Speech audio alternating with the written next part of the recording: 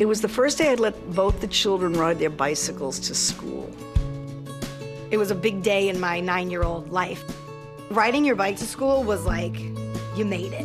And I was in 3rd grade, so I was like, boom, we're set. And I remember looking outside, waiting for them all to go to say, have a good day at school and enjoy yourselves and be careful. And I was so excited. I'm like, let's go, let's go. And then my brother was like, wait, I want to go back. And I turned around, and my son came back in the house. And I turned around and said, what's the matter, Paul? And he looked at me and goes, I don't know. I don't know.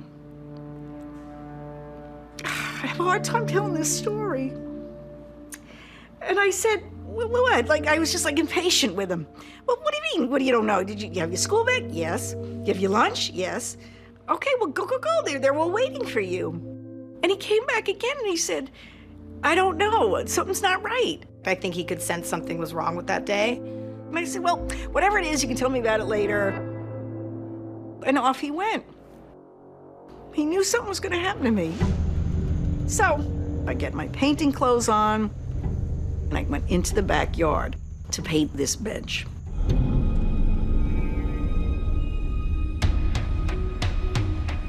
I'm doing my thing. That's when the doorbell rings. And I kind of could look over and see through the house and see this teenager outside in the front. And I started to walk through the house, and I go to the door and I said, what's up? And as I say, what's up, I see directly behind her is a guy in a car. She says, are you Mrs. Buttafuoco? I'm here to tell you that your husband is having an affair with my little sister. And I said, your little sister? How old are you? And she got a little indignant. She said, I'm 19. You're 19? How old's your little sister? She's 16. Somewhere, a Complete Auto Body t-shirt came out of her hand. She said, I have proof. I found this in my sister's bed when I was making it. So I'm kind of a smart ass, so I said, you make your little sister's bed? And she didn't like that at all. And in my head, I'm like, what the hell did he do now? I asked her name. She said her name was Anne Marie. I asked her where she lived. She pointed in a direction and said a street. And I said, that street is in the other direction. Now I'm knowing she's lying. She's starting to get nervous. I just kind of said, look, Anne Marie, I don't know what you want me to do about this. And I believe I said, because I was raised to be a good Catholic girl, thanks for coming by. And with that, I turned my head, went for the door. That was the end of my life as I knew it.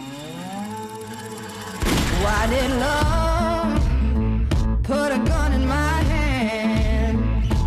Why did love put a gun in my hand? Why did love put a gun in my hand? Why did love put a gun in my hand?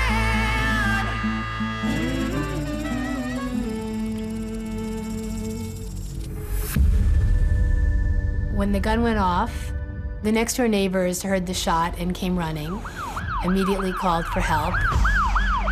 I get a phone call from a neighbor to come home, there's an emergency. I was like, oh, what happened now? I don't know what time, around noon. I was on my way to going to PE class, and somebody had to take me out of line and said, you have to get your stuff, you have to go. And I just remember looking to my brother and kind of looking at my aunt and just getting a sense of like something's up. I'm only 8 miles. It only took 15 minutes to get there, and I'll never forget that. That was quite a scene. They had everything roped off. And police and people, and it's like stuff you see on TV, you know. But this is real. And they had a helicopter that came and landed on the beach right by their house. I remember looking at that helicopter on the beach. There was a gurney on the side of it, and I saw Mary Jo's feet. I beelined for that helicopter. So the police came after me, and one guy tried to tackle me, wasn't having him. And then the second and the third guy wasn't having them. Finally, they took me down, the helicopter took off. Back in 1992, I was finishing up a 1.5-year internship at Newsday. The day of the shooting of Mary Jo Buttafuoco, I was sent out to this location in Massapequa on the South Shore to get the scene stuff, do the door knocking, see what's going on. It could have been just any other crime story. I didn't find out till I went to work because I worked for a doctor from like 2 to 7. And the ladies were like, the secretary's like, the doctor wants to see you. And I'm like, oh, brother. So I go in his office and he grabbed my hand. And he said, something happened to your sister. She was shot. And they took me to the hospital.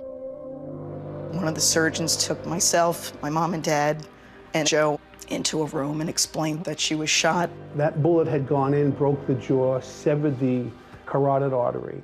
For whatever reason, that bullet wound up at the base of her brain, above her spinal column. He told us she's gonna die, she'll be blind, paralyzed, deaf. He didn't know. He just knew she could die. And the surgeon said to my mother, what do you want to do? And Joe goes to my mother, what do we do, Mom? And she said, let's go for it, meaning let's have her have surgery. Mary Jo was in surgery for 7 hours. They were never able to remove the bullet. It was just too precarious. I don't know how long it was, next day, day after that I woke up, I opened my eyes and there was bright lights.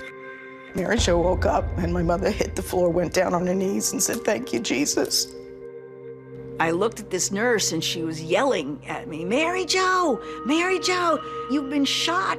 You're in the hospital, you're gonna be okay. And then I looked at her and it was all fuzzy, like I said, just like in the movies.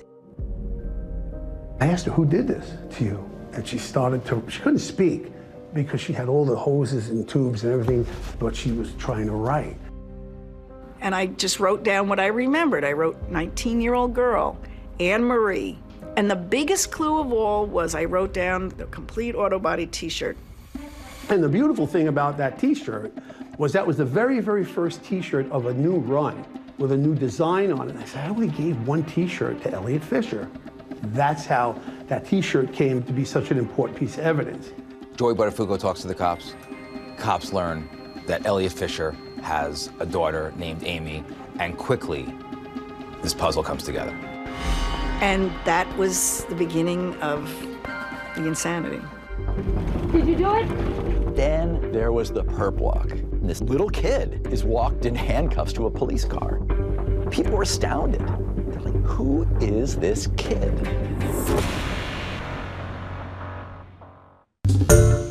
Hi everyone, George Stephanopoulos here. Thanks for checking out the ABC News YouTube channel. If you'd like to get more videos, show highlights, and watch live event coverage, click on the right over here to subscribe to our channel, and don't forget to download the ABC News app for breaking news alerts. Thanks for watching.